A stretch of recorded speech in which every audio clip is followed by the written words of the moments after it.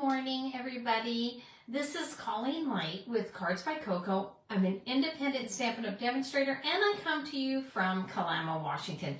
So I'm super excited you can be here today. Today we're working with the Pick of the Patch bundle, and we're going to make this adorable little treat holder. So let me flip the camera around. We'll go ahead and get started. We'll do a little chit chat while we're busy creating this little treat holder.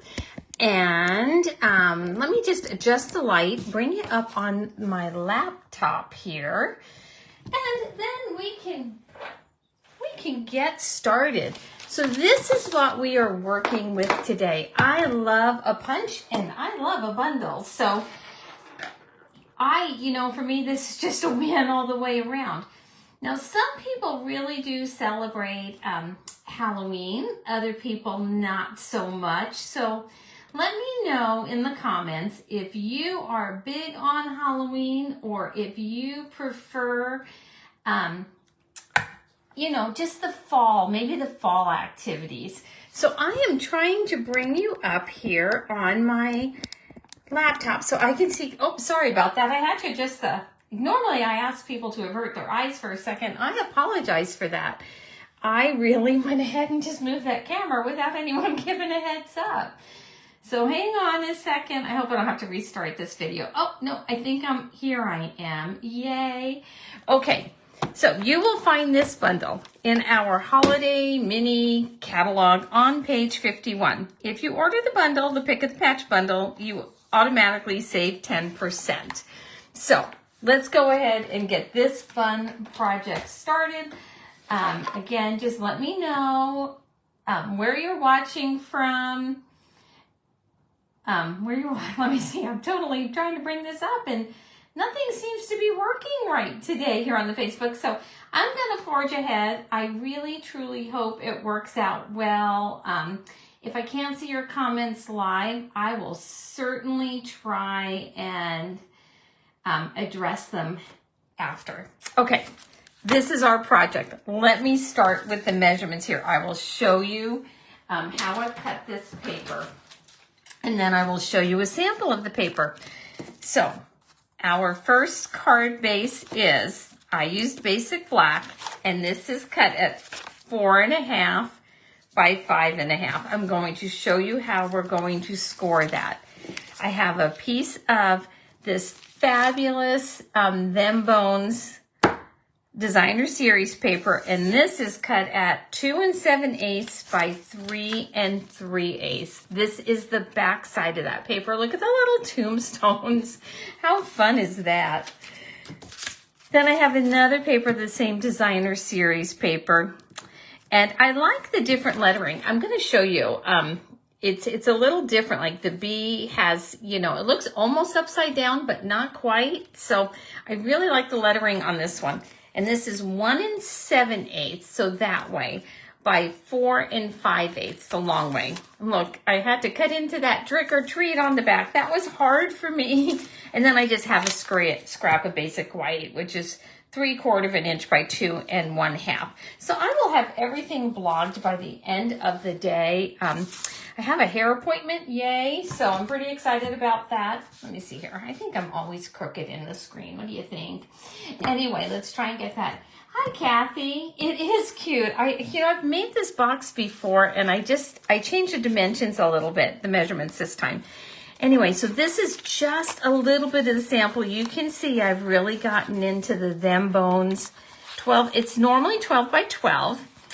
Designer Series paper. I took part in Paper Share because I am more of a fall decorator and fall person and not as big on Halloween. So I just didn't need that much Halloween paper. But if you are a Halloween person, I think this is just the perfect paper for you, and that would be the perfect stamp set. So let me tuck that off to the side, and let's go ahead and make our box first. So I'm going to grab our paper trimmer. For those of you who are new to Stampin' Up, the paper trimmer has actually your cutting blade and your scoring blade on the same track. So my hint is always just to tuck, if you're scoring, tuck that cutting blade either at the top or the bottom, however yours is oriented, and just get it out of the way.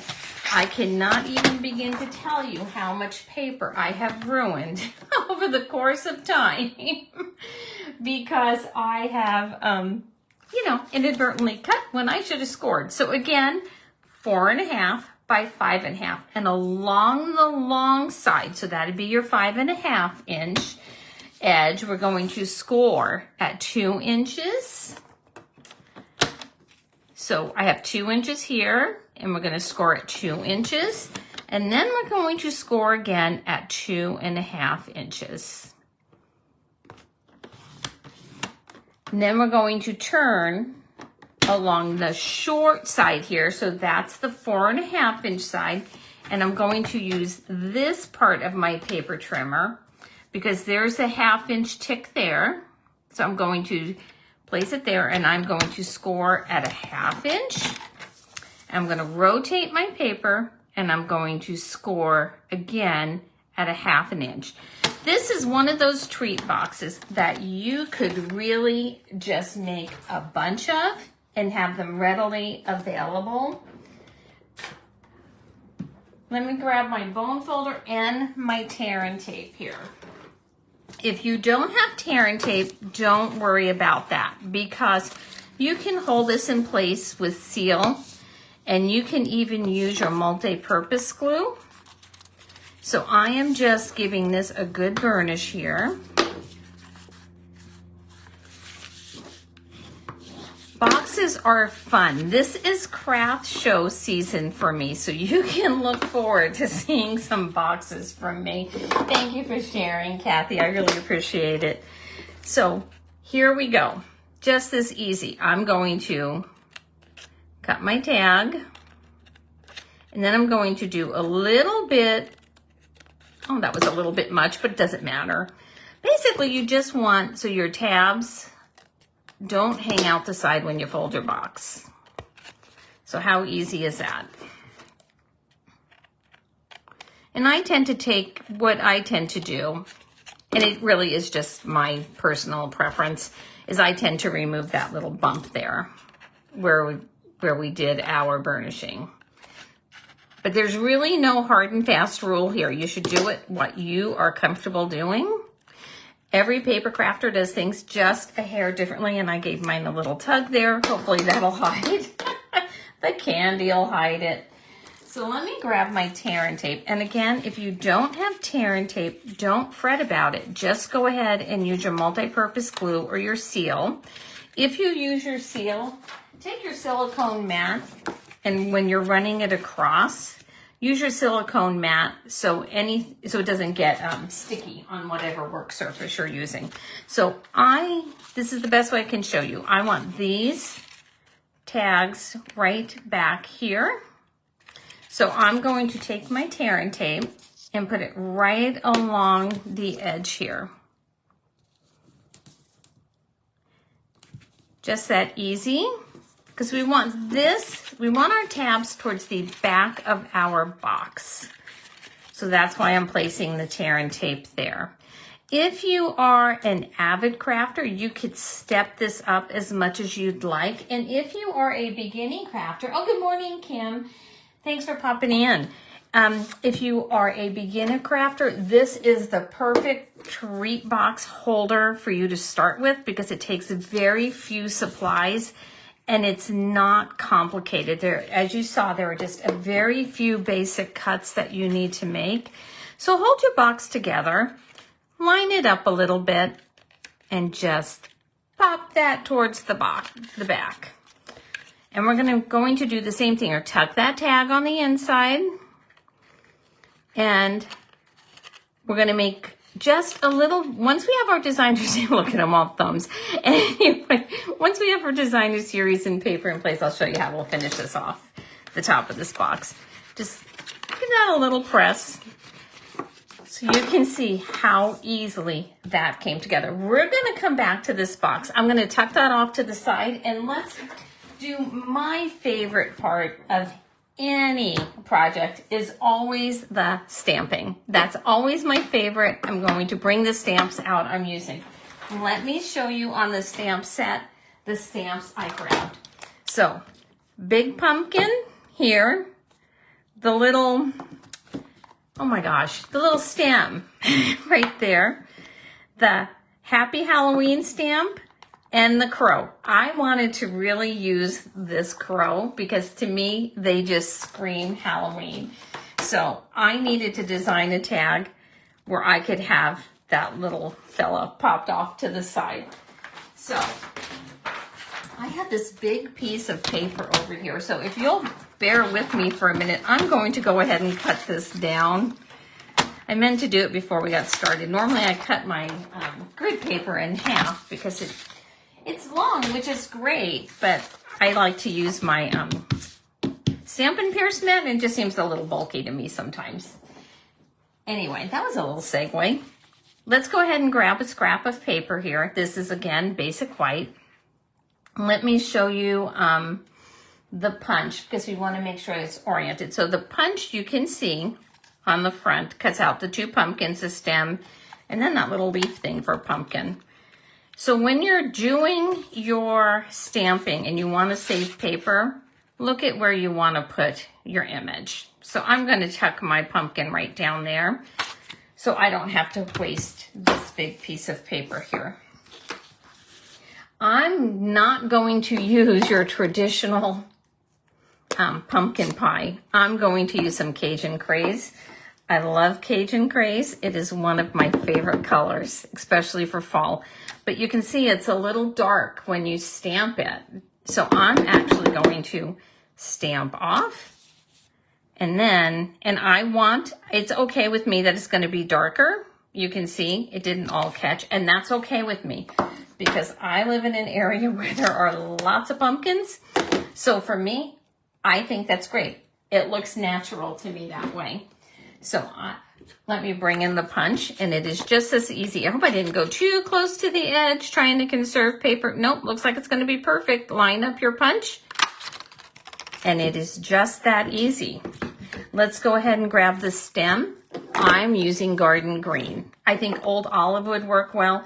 Honestly, I think pretty much any color green you have would be fine. So again, I'm just going to tuck over here, see where I need to put that stem to save the most paper I can. I'm going to test that out. Give it a little stamp. Perfect. And then I'm going to move this ink pad out of my way so I don't stick my finger in it. Anyway, again, lining it up. And give it a little up. All thumbs today. Do you ever have those days where it just seems you cannot hang on to anything? I'm having one of those days. Just feel like I can't hang on to anything. So let's go ahead now and get, again, because we're not done stamping, let's grab our scrap of basic white. Hang on to your scraps. Especially these little ones make wonderful tags. So again, this is just 3/4 inch, which I had a bunch of, and I just cut it at 2.5. And I'm using the Happy Halloween, and I'm going to go back to my Cajun Craze. If you have followed me for any length of time, you know I like matchy-matchy. So because I like everything to match, I will usually pick just maybe if I'm really going wild, I might pick 3 or 4 colors. Normally I stick to like 2 and a black. Okay, I'm going to see how this turns out. I don't want to stick my little smudge. Well, that's why there's 2 sides to every piece of paper, right? Let me stamp off and make sure I don't have something on that stamp. Okay, let's give this another whirl here. And pop that under. Perfect. Okay, so 2 sides to every piece of paper. If anyone's looking at the taking apart your project and looking at the back side of your paper, you know, you just get what you get then. Let's grab our crow. And the crows have really been, and just tap, tap, tap here. And I'm using the Memento Tuxedo Black there. The crows have really been out here in Southwest Washington. In fact, I said to my husband, I said, my goodness. And so what is a group of, or what are a group of crows called? I want to say it's a murder of crows, but I really cannot remember. So if you know, save me that trip to the online looking up, because I'll go down some sort of rabbit hole, and let me know. And gosh, I just feel like I don't have enough on his feathers there. And let's go ahead and stamp that. Cute. Cute, cute, cute. All right, let's put our box together now.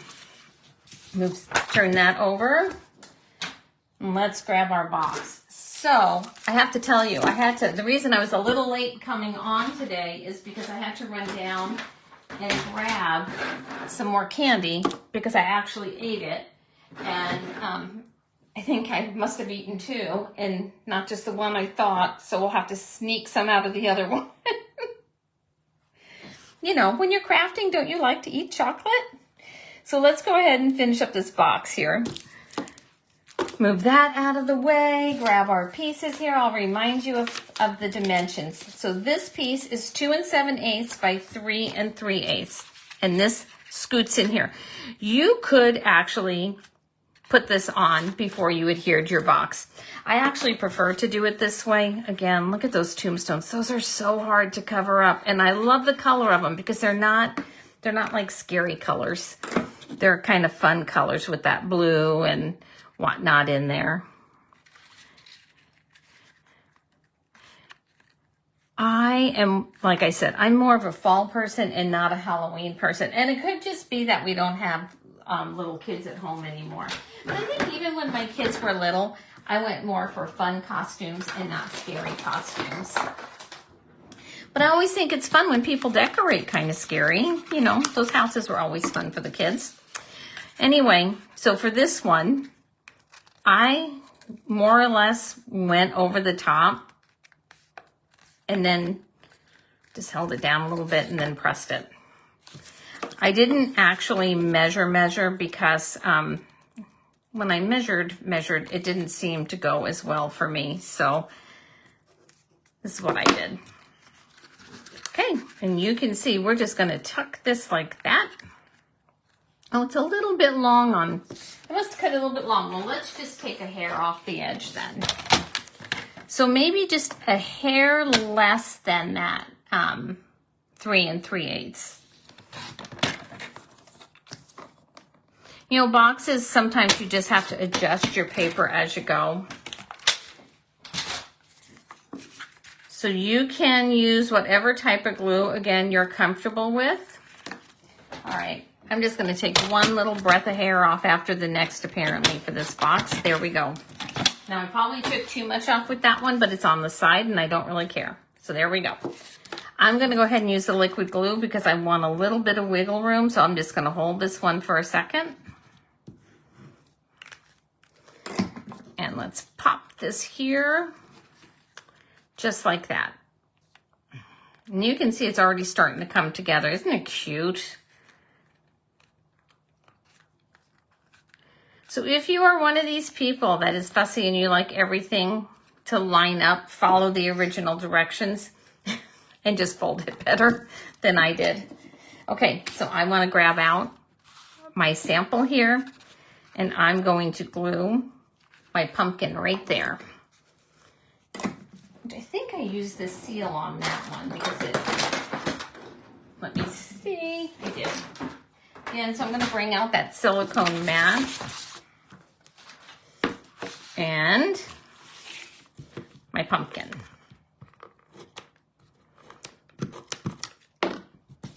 So if you don't have a silicone mat, I would really suggest getting one. They are wonderful.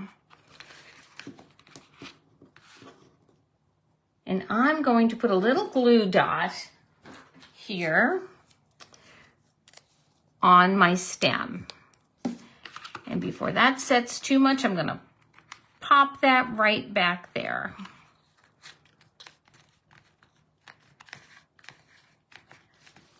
And to complete our pumpkin, I had some of these retired solid faceted gems, and I love the green in it. So this is kind of my rule of thumb. Did you hear the sigh? My rule of thumb with gems. Retired, not retired. They are just fun, and I think you should use whatever you have in your stash that you like. So that's my rule of thumb with gems. Let's go ahead and grab our tag and put this right here. And I'm going to use some dimensionals. I think I just used 3, so let me grab 3 dimensionals here. You can see my mistake there. I almost said our mistake. I'm trying to make you guys make that mistake with me. Let's go ahead and pop this here. Move it over a little bit. Again, you know, you just should put things where you like them. This is one of my favorite new products for ribbon. This is the large check ribbon. It's 3/8 of an inch, and I absolutely love it. So I think that this is going to work great on Thanksgiving projects, on Christmas projects. You'll probably be tired of seeing me use this ribbon. It is one of my favorites. I love it. All right, let's see here while I try and make a bow. Somebody with 4 daughters, and I still cannot make a decent bow. All right, let's see here. There, I'm going to call this good enough. I know it's not as good as some people make, but this is actually pretty good for me, so I'm happy. And I'm going to give this just a little trim. Let me do this one.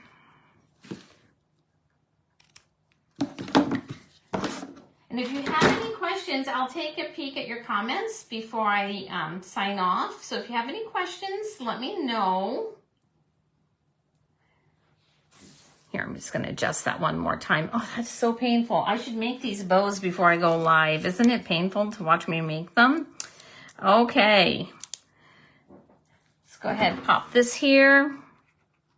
I'm going to have to sneak some of my candy out of the sample because I apparently decided to eat a bunch of chocolate for breakfast this morning while I was crafting. So this is how your chocolate fits in here. So you can fold these actually back, or whatever kind of candy you like. Let me grab one from this one. And you can put glue dots behind it if you want. Oh, here, let me just tuck it like this so they're all going the same direction. Oh, you know, as I'm doing that, I'm looking at the fact that on this side, I mitered the edge. Let's just do that here. And so all you have to do is go from this top corner down to that corner. I knew there was something else I needed to do. And then you just fill your little treat boxes. You can put a glue dot behind if you want to hold your candy in. And you can make these in a flash. Here, let me spread that out a little bit. And again, this is using the Pick of the Patch bundle. So if you like this stamp set, I would go ahead and order it because Halloween will be here before we know it. This is also a great gift box, candy treat holder to use, you know, for Christmas, whatever you like. I'll have it all blogged for you at the end of the day. Let me see if you have any questions. Hi, Andy. Oh, is it windy there? Anyway, you all have a fabulous Wednesday. I will see you next week.